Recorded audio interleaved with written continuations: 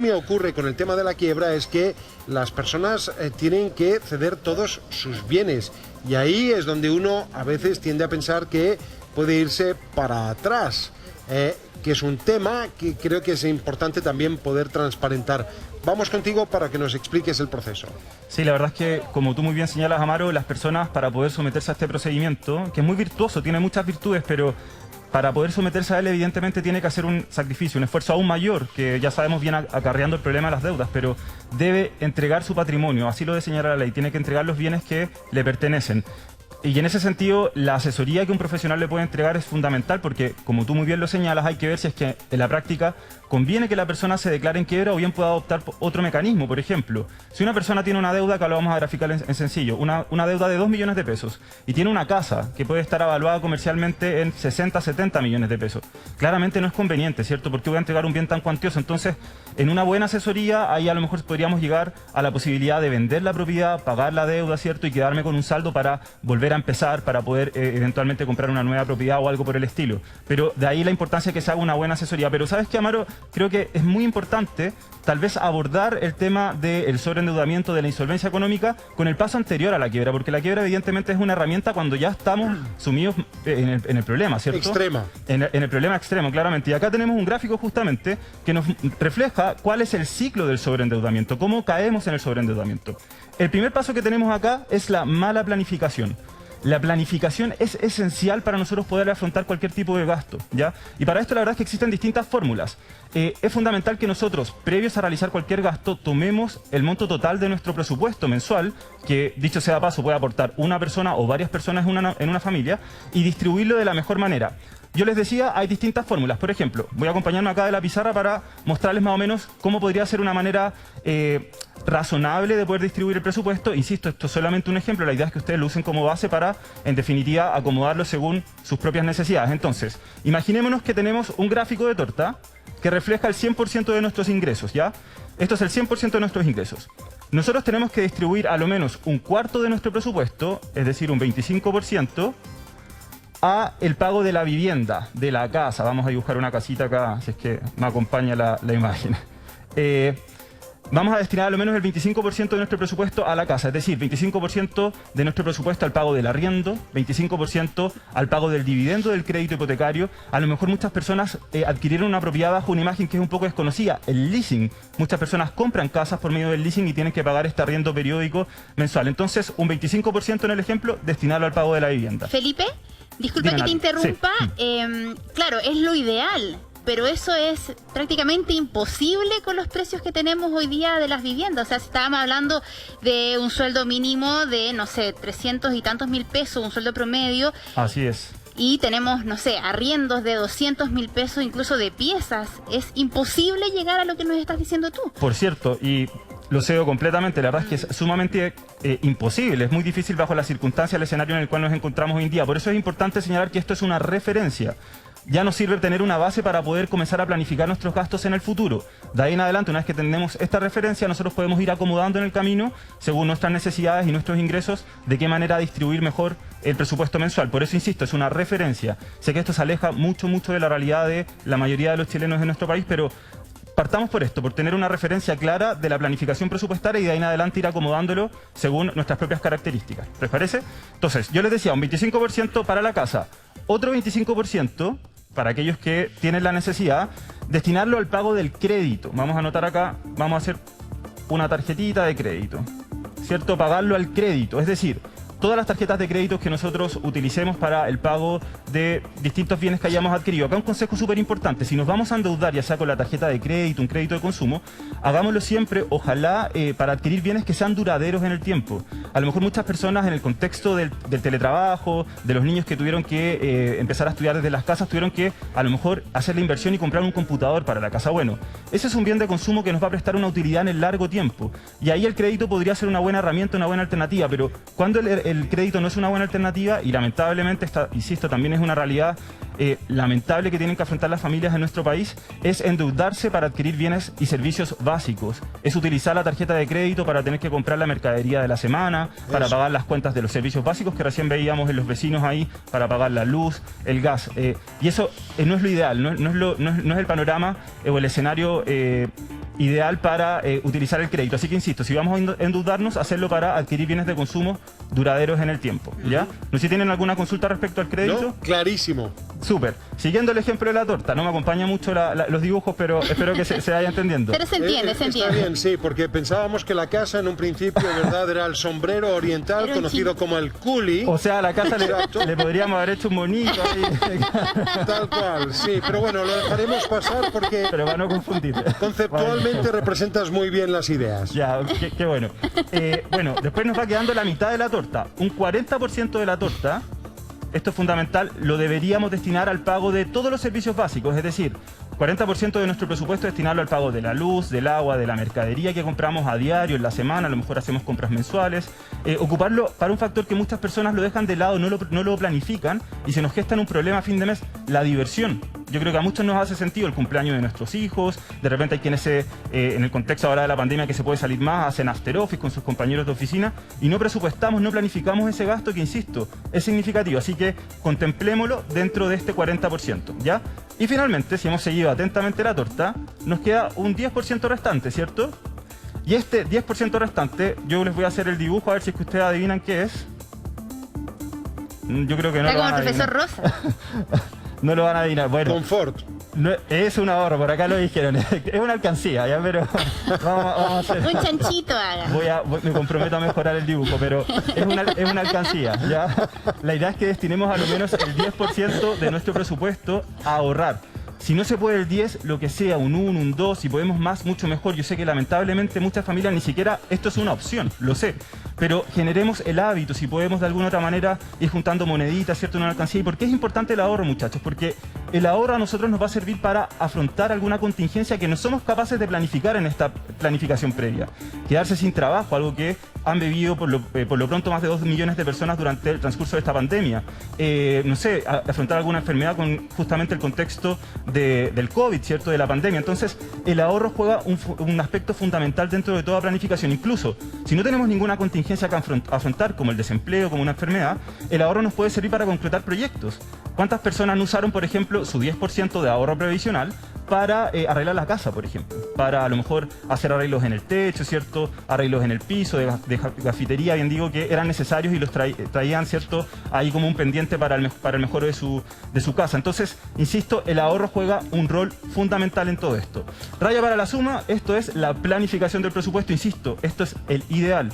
Yo sé, y aquí Nati te la cedo completamente, claro. Esto evidentemente no alcanza con las lucas que reciben las familias de nuestro país, eso es un hecho. Claro, sumémosle el precio de la benzina, del alimento. Que debería ir todo acá en el 40%, claro, es imposible y lo sabemos, y sabemos que es una realidad latente en la gran mayoría de las familias de nuestro país. O sea, pensemos que el ingreso promedio en nuestro país bordea los 500.000 pesos, el ingreso mínimo recién está pasando los 300.000 pesos con un ingreso garantizado, porque incluso está bajo esa cifra. Entonces sabemos que es difícil, pero de base nos sirve tener este esquema clarito, porque yo, conociendo mi realidad presupuestaria, empiezo a correr estas barreras después. Entonces digo, bueno, evidentemente no puedo destinar el 25%, a lo mejor voy a tener que destinar el 50% para la vivienda, ¿ya? Entonces no puedo endeudarme, y ahí voy jugando con las líneas, pero todo eso se llama planificación, y la planificación es esencial para que podamos afrontar nuestros gastos del mes. Entonces, si volvemos al gráfico ¿Cómo que está por determinar, acá? Felipe, una pregunta? ¿Cómo determinar, por ejemplo, cuándo un gasto es una inversión? Porque muchas veces ahí hay una nebulosa. Ejemplo, un vehículo, se compra un vehículo. ¿Cuándo es gasto? ¿Cuándo es inversión? Sí, acá es una muy buena pregunta, Mario, porque cuando yo les decía que si nos vamos a endeudar, ojalá lo hagamos para adquirir bienes duraderos en el tiempo. Es decir, bienes que a lo mejor van a desaparecer en algún momento, pero se van a demorar mucho en hacerlo. Por ejemplo, un auto. Un auto no va a durar toda la vida, ¿cierto? Por ende es un bien consumible que va a desaparecer en algún momento, pero en muchos años. Entonces, yo puedo efectuar el gasto, incluso me puedo endeudar, puedo pagar periódicamente una cuota, pero ese auto a mí me va a entregar una utilidad en el tiempo. Entonces, podríamos comprender que es un gasto favorable por el cual yo puedo usar un crédito. Una inversión podría ser, por ejemplo, algo que además, si yo trabajara ese auto, por ejemplo, compro un auto para taxiar o suscribirme a alguna de las aplicaciones, ¿cierto?, de taxi que hoy en día existen, bueno, eso me podría servir a mí para generar algún tipo de rentabilidad, por ende sería también una inversión, ¿ya? que no es recomendable, yo ya se los decía, por ejemplo, ocupar la tarjeta de crédito para comprar mercadería. Lamentablemente, esto es muy triste contarlo, pero muchas personas se endeudan para comprar los remedios del mes.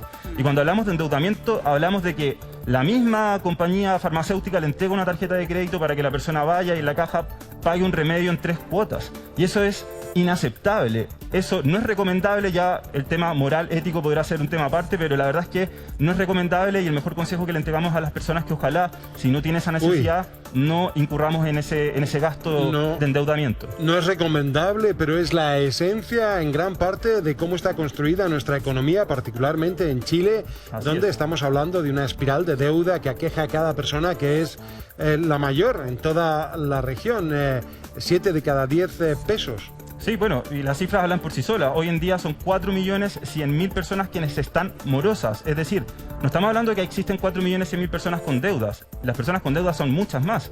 Son 4.100.000 personas que no han logrado ponerse al día en el pago de sus cuotas. O sea, estamos hablando de a lo menos un porcentaje no menor de la población, un porcentaje no menor de familias en nuestro país.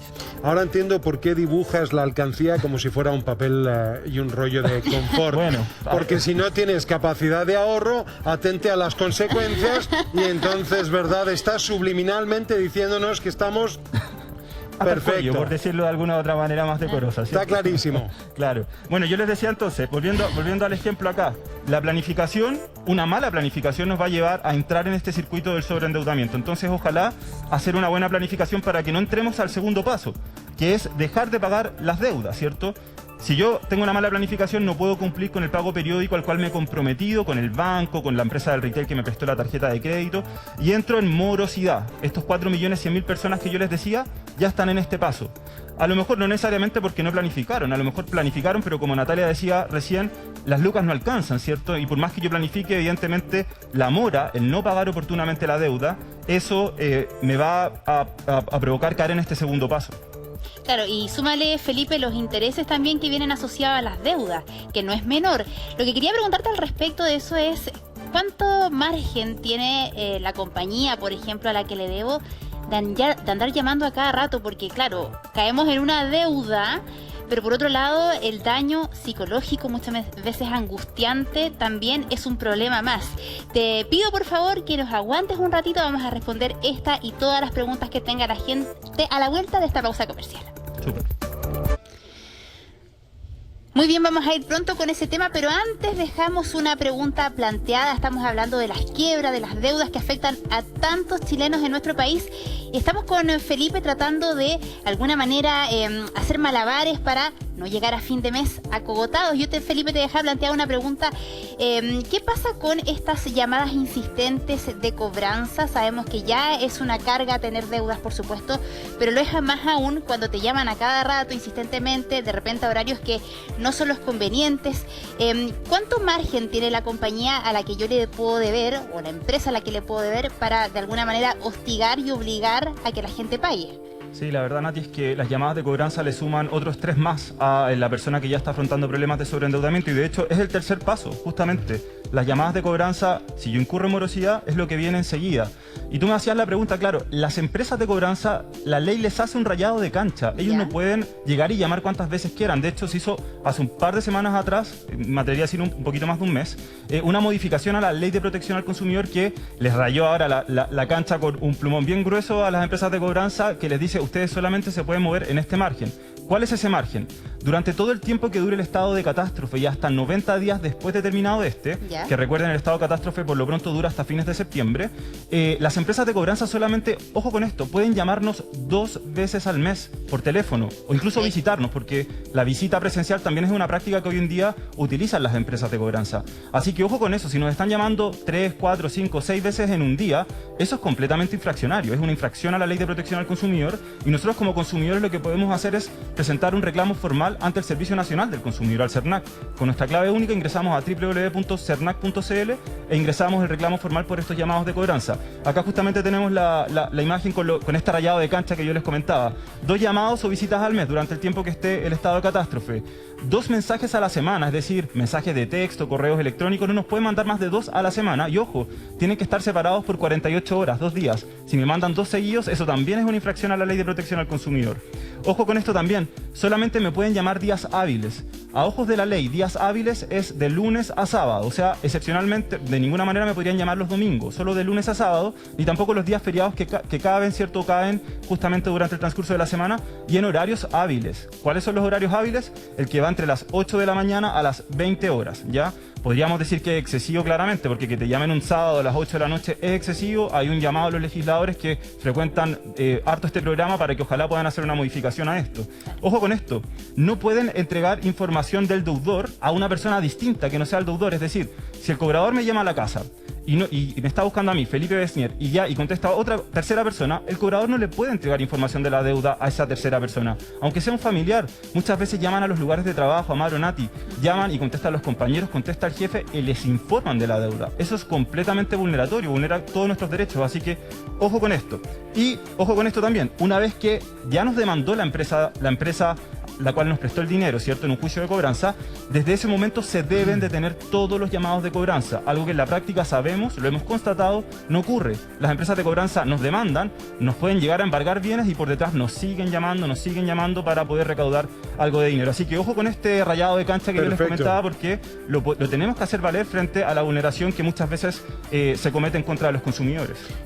Felipe, te sugiero que vayamos a también algo que se preguntan muchos. ¿Cuáles son los requisitos finalmente para la renegociación y quiebra?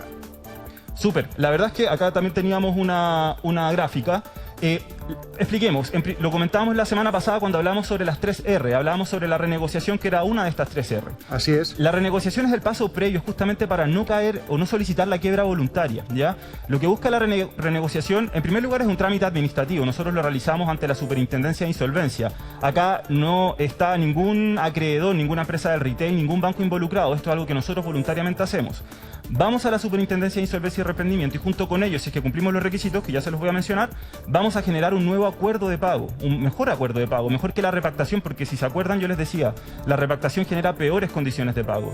Con la renegociación, no nos confundamos, vamos a generar mejores condiciones de pago porque podemos disminuir por una parte del capital de la deuda, es decir, si debía 1 millón, tal vez pactar 800.000 pesos, condonar multas e intereses, pactar meses de gracia, o sea, son muchos los beneficios que podemos alcanzar con la renegociación. Ahora, ¿cuáles son los requisitos? Acá los tenemos. En primer lugar, debo tener 2 o más deudas. No puedo solamente tener una deuda, tengo que tener 2 o más deudas. Podrían ser, por ejemplo, ante un mismo acreedor, ante un mismo banco, perfectamente, no hay ningún problema. Podría tener un crédito de consumo con un banco y además una tarjeta de crédito y ahí asumo las 2 o más deudas. Tienen que, además, esas 2 o más deudas sumar a lo menos 80 UEFs, que hoy en día, sacando el cálculo, estaríamos sobre los 2.370.000 pesos. Un dato. La mora promedio en nuestro país está por sobre los 2 millones de pesos. O sea, en promedio las personas deben más de esa cifra, así que estarían la mayoría alcanzando este requisito. Además, las personas, ojo con esto, deben tener una morosidad de a lo menos 90 días. Es decir, yo me debo haber atrasado en el pago de la deuda como mínimo 3 meses. ¿Ya? Si llevo menos, todavía no puedo someterme a este procedimiento. No no debo haber emitido boletas de honorario en los últimos 24 meses y acá le podemos hacer una breve crítica a este procedimiento porque la ley quedó mal hecha, porque entiende que las personas naturales que emiten boletas de honorario son empresas y las empresas no se pueden someter al procedimiento de renegociación. Así que no es posible. En último lugar, bueno, no haber sido demandado en un juicio de cobranza. Si ya fui demandado y notificado en un juicio de cobranza, no me puedo someter al procedimiento de renegociación. Y finalmente, ¿cuál es el requisito de la quiebra? Si es que ya no tengo ninguna posibilidad, el requisito de la quiebra es uno solo. Estar con, como lo dijimos la semana pasada, el agua más arriba del cuello, como lo dijo un televidente, con las deudas hasta la coronilla. En definitiva, es estar insolvente económicamente. Ese es el único requisito para nosotros poder someternos al procedimiento de quiebra. Perfecto. Muy bien, Felipe. Importante aprender todas estas cosas, ¿verdad? Porque la podemos aplicar en nuestra vida diaria. Vamos a ir viendo más detalle más adelante. Felipe, como siempre, muchas gracias por explicarnos todos, incluso con esos dibujos que nos hicieron reír. Lo vamos a mejorar, me comprometo. Y de alguna manera, claro, algo de risa en un tema que no es para nada divertido. Así es.